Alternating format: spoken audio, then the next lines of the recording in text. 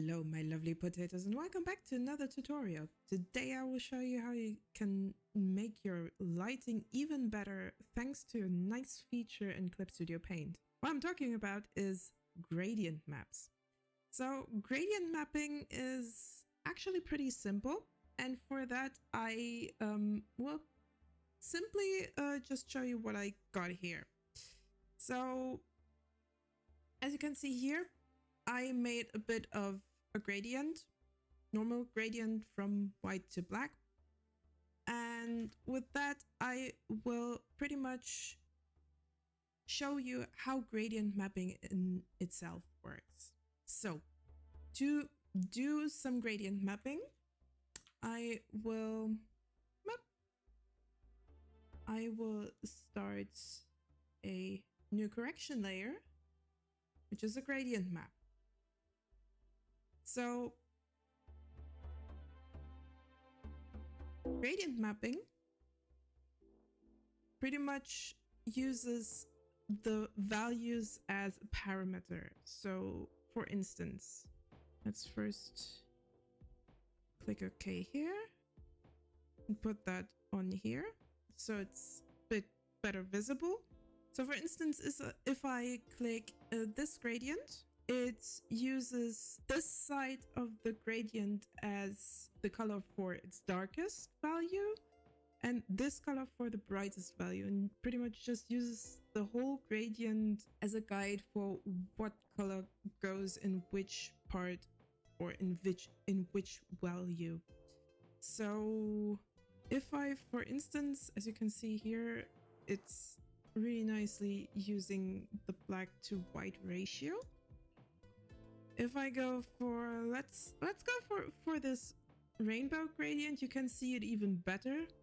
How it pretty much just maps 1-to-1 from light over here to dark over there.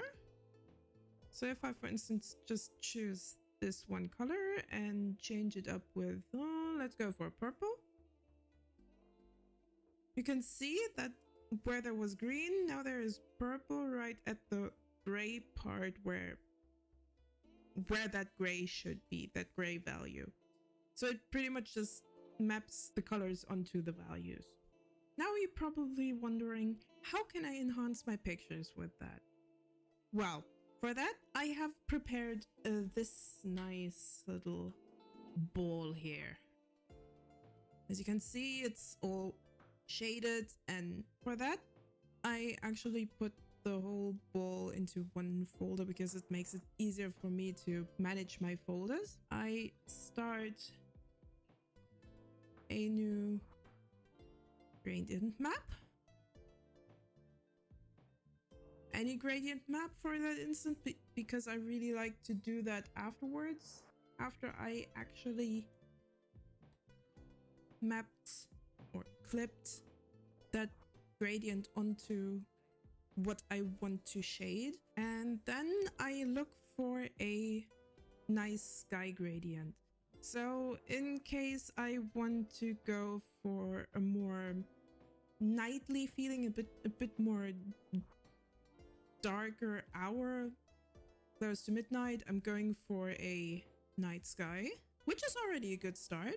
But then I go through my layer effects and pretty much my layer effects.